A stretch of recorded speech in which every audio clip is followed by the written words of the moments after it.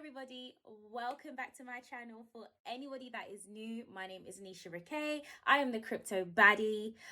If you are new, please subscribe and put on your post notifications. If you are not new, welcome back, besties. I appreciate you guys for sticking through with me and learning with me. We are on a crypto journey because crypto is the future, B. So today what we'll be learning about is what is crypto? It's the most basic question, but a lot of people do not know the answer. So we're literally going to do this video based on what is crypto. Anybody that's been on my page before will know that I like to make it simple and not too long. So this video is going to be about 10 minutes long. Literally bish, bash, boom. You know the information. We ain't here on Zang. I got things that I want to go and do. You know, I'm looking kind of cute. As a disclaimer, I am not here to give financial advice. This channel is not giving financial advice. So please, anything that you take from here, you are doing at your own choice. Okay? So I'm not giving financial advice. We ain't getting mixed up in that. Okay? So once again, subscribe. Every week I'll be releasing new videos. So subscribe if you want to learn with me. Let's go.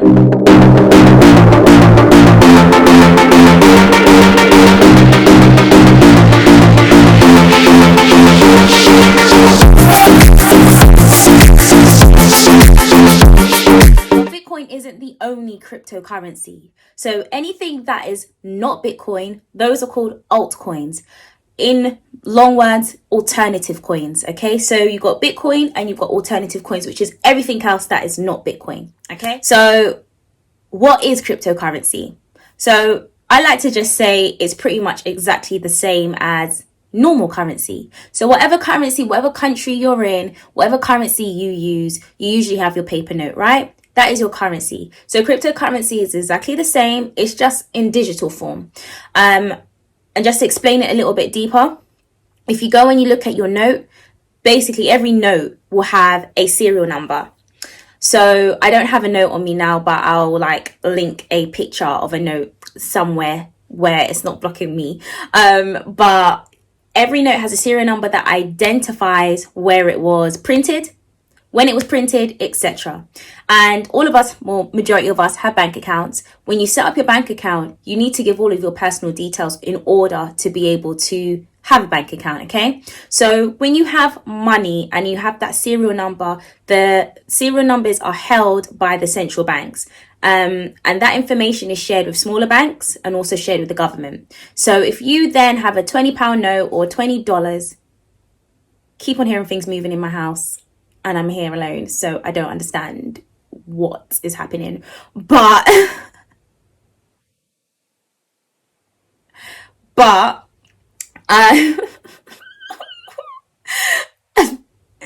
so with that serial number, when you put that note in your bank account, your bank will then identify that you have this note, okay? Because it has that serial number.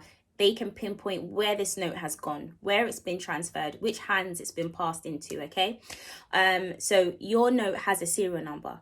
Cryptocurrency is the digital form, meaning every token, which pretty much represents the note, has its own special identification, okay? Digital identification. The serial number is digital. You know, they're keeping that information. Your crypto, that can be followed through its coding, okay? So it's just a digital form of currency used to transact. Easy?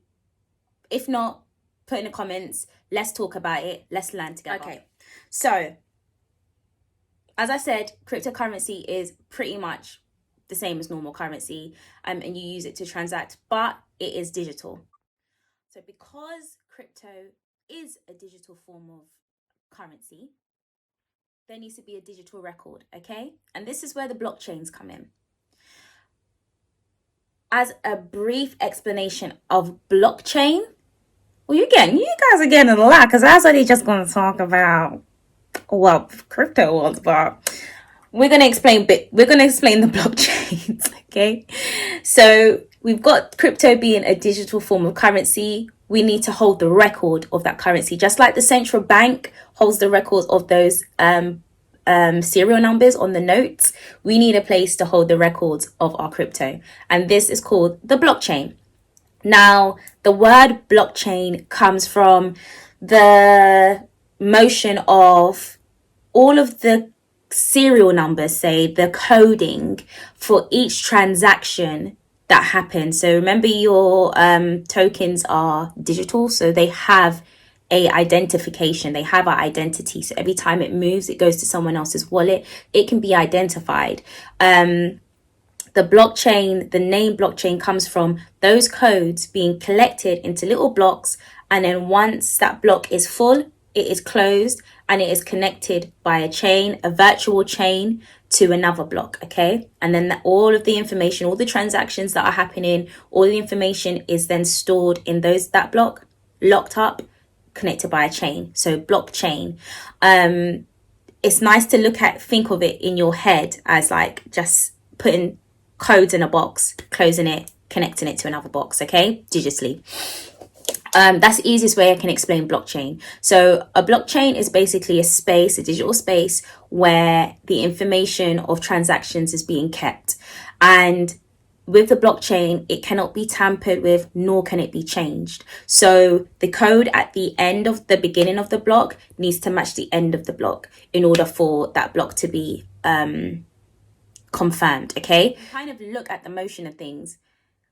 Having all our currency and stuff being controlled by the central bank, anything can happen. There is a man in a suit or a woman in a suit, because we be there too, and they will be making decisions based on what certain countries need, etc. So if a country needs money, the bank can choose to print more. The bank can change things, take money out of circulation, do whatever they want to do, whatever they feel is best. When it comes to the digital platform, when it comes to the digital world, the crypto world, nothing can be tampered with, nothing can be changed. So the blockchain is something that is ultra protected, and your transactions cannot be tampered with. Once something has happened, it is recorded, and that record can never be changed. I like to use an example of companies that use the blockchain, such as Louis Vuitton. Louis Vuitton have adapted blockchain technology. So it was my birthday the other day, and I was gifted with this wonderful purse, and it came with this barcode thing with it. And I kind of just assumed, I haven't tried or anything, but I assumed this is the coding for its authenticity. So Louis Vuitton are using blockchain technology to keep track of all of their stuff. So if you ever wanted to authenticate it, you could use the coding and actually confirm that your items are authentic. I'm not sure if it's Mercedes or BMW, but one of those car companies, they're also using blockchain technology. I should really get my complete facts at this point, but it is one of them. You can Google it. That's what Google's here for. Okay, I'm not Google. But they're starting to use blockchain technology, starting to digitalize some of their vehicles. So you go and buy a car. Sometimes the odometer, which marks the mileage, can be tampered with, so it can be pushed back to make it seem like the car hasn't been driven as much.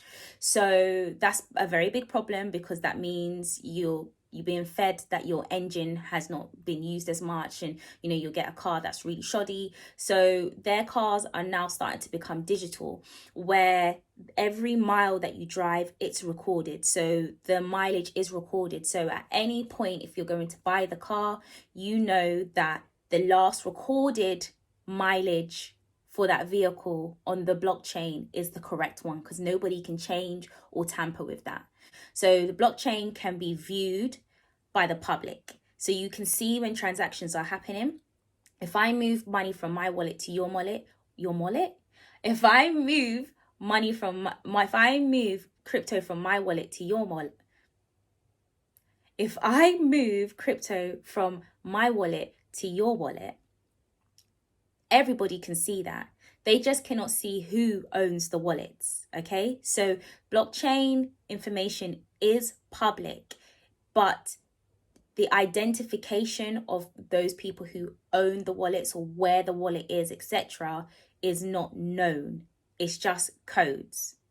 Okay, just like normal currency. And I'm going to teach you a word right now that you potentially might not know. So in the crypto world, normal money, so normal cash that we have, that is called fiat. okay? Fiat. So if you ever hear anyone say fiat, they mean normal currency.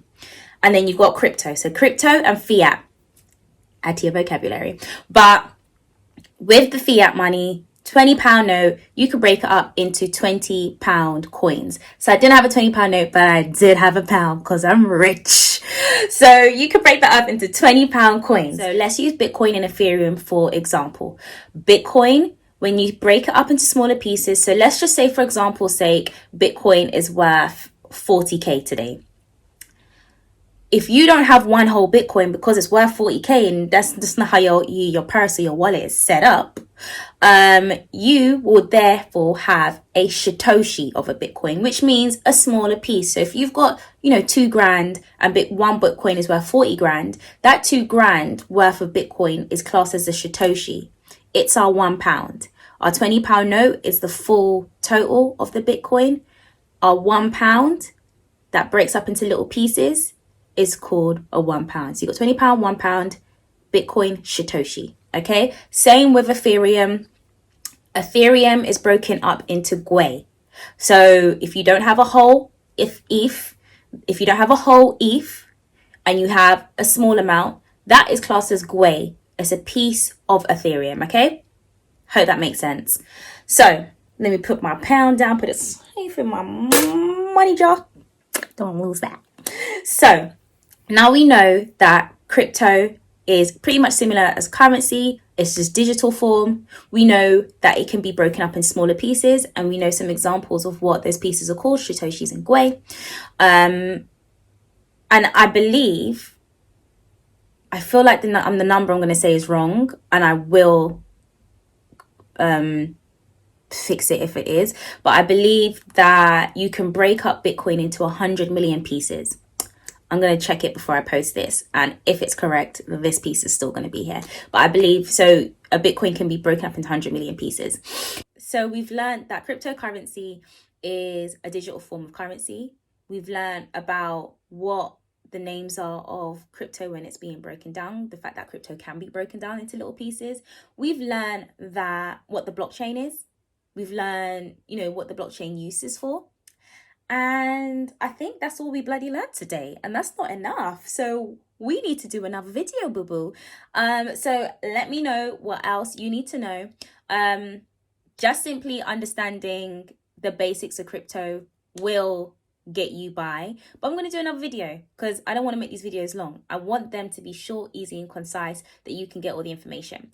But love you guys so much for sticking with me. If you're here to the end and you've learned something, please give me a like, a thumbs up. Please subscribe and put on post notifications. Let me know other things that you kind of wish to know. And yeah, I will see you next time, besties.